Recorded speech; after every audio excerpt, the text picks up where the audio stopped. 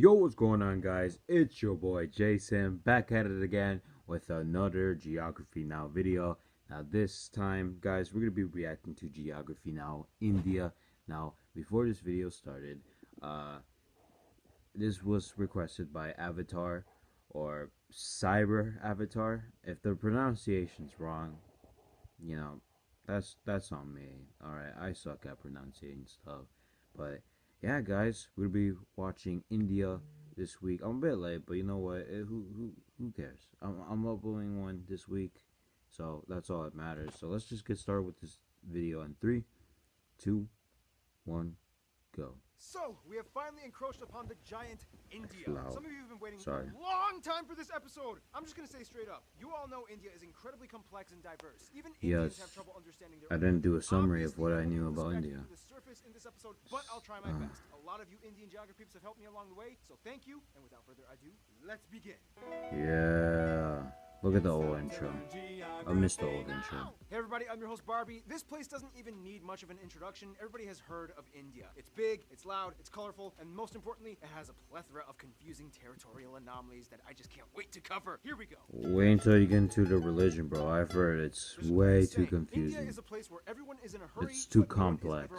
First of all, India is located in South Asia, right on the Indian and Arabian Seas and the Bay of Bengal, bordered by 6 other countries, so close to 7, but that land bridge between Sri Lanka got wiped away like 600 years ago by a cyclone. India is divided into 29 states and 7 union territories, with the capital New Delhi, which acts as its own administrative unit, located in the capital territory. Keep in mind, New Delhi is actually just the name of one of the districts in the capital territory, made up of 11. The largest city, however, is actually Mumbai, with New Delhi, Bangalore, or Bengaluru, and Hyderabad following after. However, the 4 busiest airports are Delhi Indira Gandhi International, Mumbai's Chhatrapati Bro, look at that Shivaji airport. International, It looks so Kempe Gowda International, weird. and Chennai International in the south. You know, it remind me, they look like pennies, and then just hands coming out of those pennies. Anomaly time. India is loaded Let's go, we got territories. Lines. First of all, what exactly is a union territory? In the simplest way, I didn't take geography this year. In our grade, it's history, but territory is fun. Actually, I'm in AP, so we do talk about a bit of territory, because AP is a lot of stuff. I mean, it's a full year, so the smallest one, Lakshadweep and the Andaman and Nicobar Islands. The Andaman Islands being home to one of the last uncontacted people groups on the planet, the Sentinelese tribe, whom have been hostile to visitors and are therefore left alone, as well as the Nicobar Islands, which actually used to be a short-lived colony of Denmark. Finally, the 3 remaining territories are former European colony towns and ports. Nadra and Nagar Haveli, Daman and Diu, weren't the Portuguese in India too? Imagine if, like, they conquered the whole peninsula. Yeah, that's a peninsula, but like, imagine if they conquered all of India. India turns into a Portuguese-speaking country. That would be weird, but that'd be funny. Not funny, but that'd be interesting. States, also known as the 7 Sisters, are connected by this incredibly narrow 27-kilometer wide pathway known as the Siliguri Corridor. This pathway is like a crucial artery that completes the India puzzle, or so you would think. Now let's discuss the juicy stuff. Now, in the China episode, I already talked about the It's kind of weird, though. Why do they have that, bro? At that point, I'm just like making it into its own separate country. Because look at that. Look how narrow it looks. The Bangladesh episode is already outdated, as India and Bangladesh have finally come to an agreement over the frighteningly complex former enclave-exclave dispute. In the end, India only lost about 40 square kilometers of land to Bangladesh, and now only a few enclaves and exclaves exist. Now let's head north. Now, when you try to draw the shape of India, you might want to be careful which depiction you use. Some might use this picture, some might use this, Kashmir and Kashmir and whatever it's called. The point is, the whole area is like the most heavily militarized, diplomatically stressed out region on the planet. It's already had like 4 wars in the past half-century. Basically, India, Pakistan, and to some extent China all want the entire area for themselves, although it's more of like a Pakistan-India thing. In the China episode, we already discussed the Chinese disputes with India, so I won't cover those in this episode. If you want to learn more, just watch the China episode. But anyway, this entire area was that's China, though. Known as the princely state of Jammu and Kashmir that was under royal Jammu and Kashmir all the way up until so I got Kashmir Currently, right. This place is split up by this fenced-off militarized line known as the line of control between India and Pakistan. Why is this? Well, in the quickest way I can put this, okay, the British are out. We get to take your land. No, we want to be an independent princely state. We're supposed to take your land, and majority of your people are Muslim, just like us, even though your ruler is Hindu as well. Hey, India? Yeah? If you help me, I'll let you secede my territory to your land with autonomy. Deal. Ha!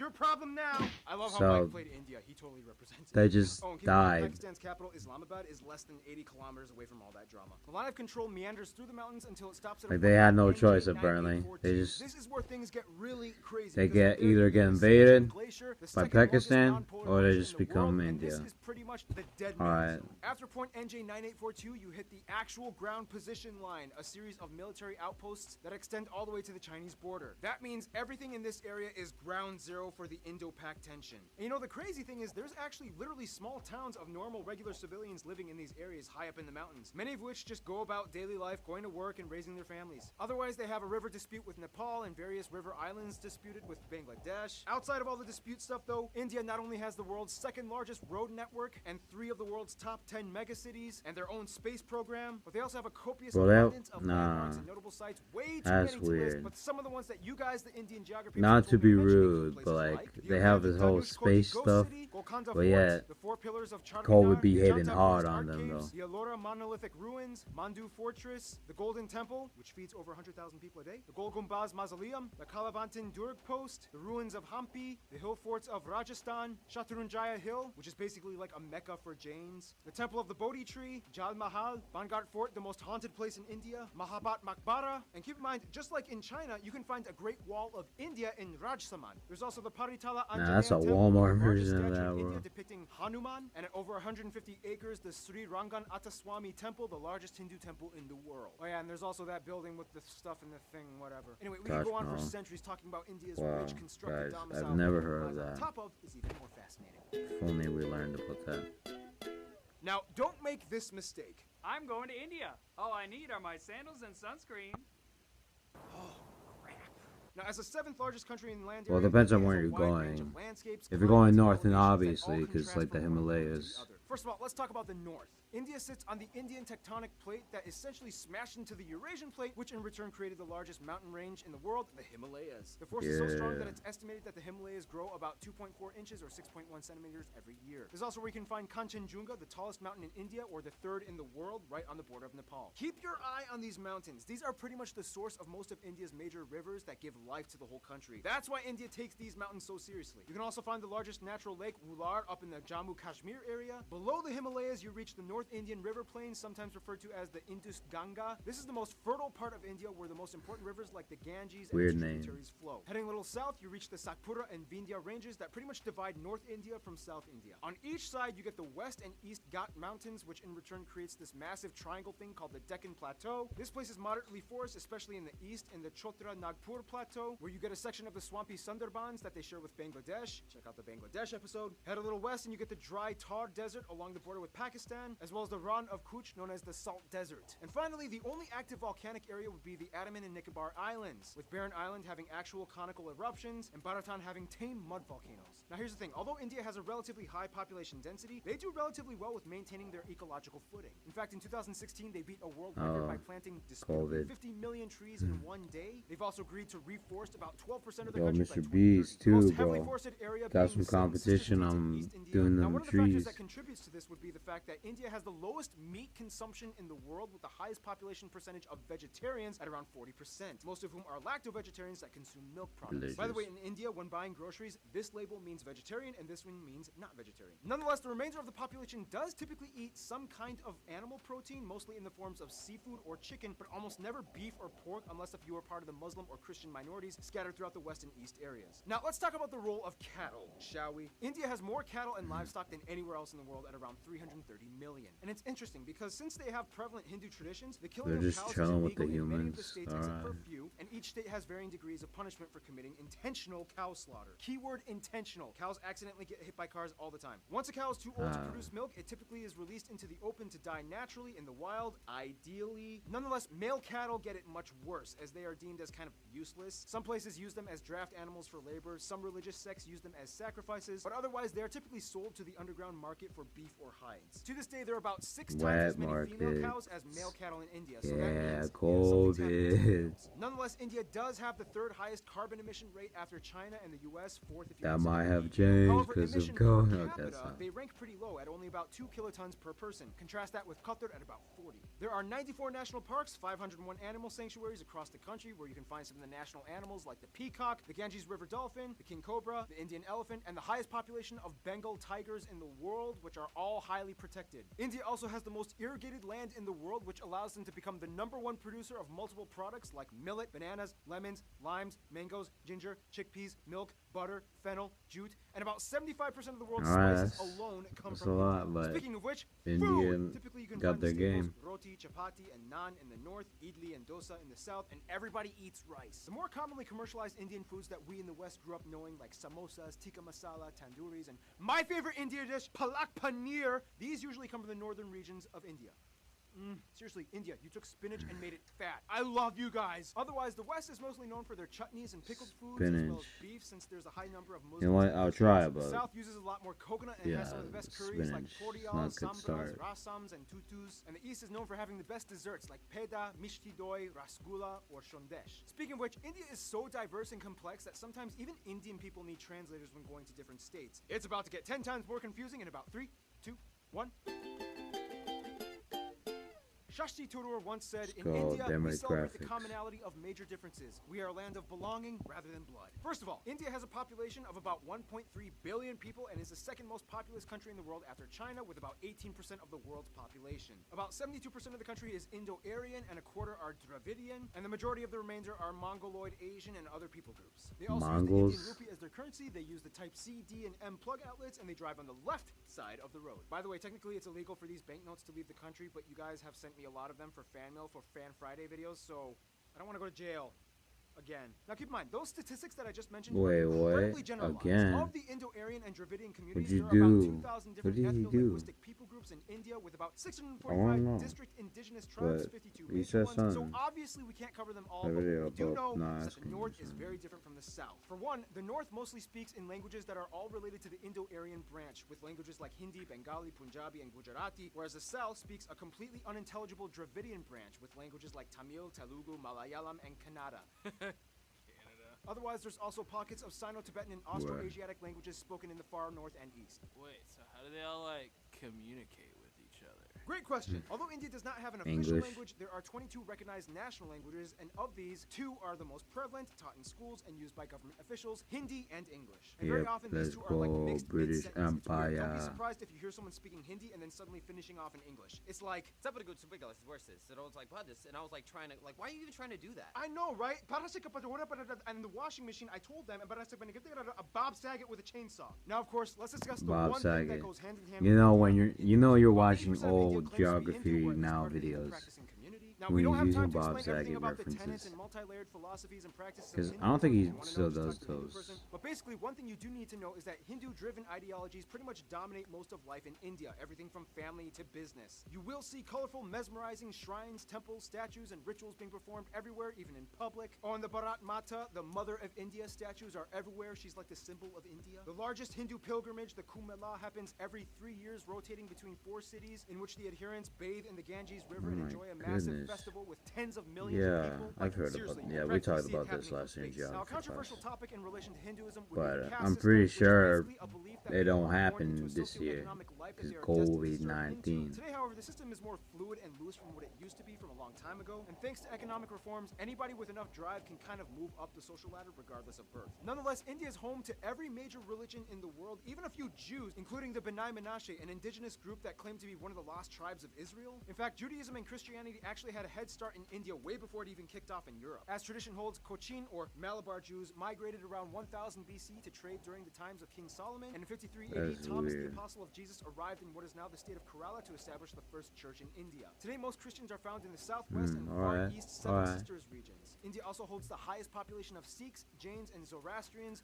mostly found in the north, and the second largest Muslim population in the world. Yo, after the Indonesia. middle Most one Muslims right are there, the populated logo around the looking a northwest areas little. by Pakistan or in the east by Yeah. Bangladesh. Oh, and don't forget the Buddhists. In fact, Buddhism actually started in India. Today, the Dalai Lama even takes refuge in Tezpur in the state of Assam. Oh, that was a lot of information.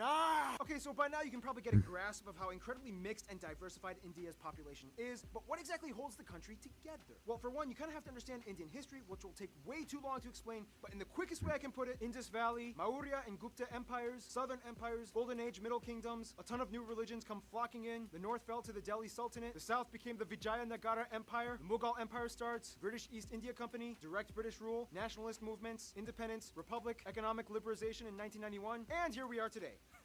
Vijaya. Essentially, India used to be made up of around 500 small Come on, royal bro. princely Now you're gonna states. make my When the British video came in, they blocked exploited from them to my manage such a school huge population. account. Although India is a democratic federal republic and the largest democracy in the world, the old royal family still exists today, and although they have no Bro, come on. power, That ain't they no provide positions royal of house influence in building, communities bro. across That's like, India. So today, that looks like a technically, you could stadium. meet someone that would be considered an Indian prince or princess. Ah, Nonetheless, the this biggest looks thing that so really weird, united man. Indians in the past 2 centuries would probably be their hatred of British rule. It was kind of like, Well, this is not cool. yep. What do you say you and I work together and end this thing?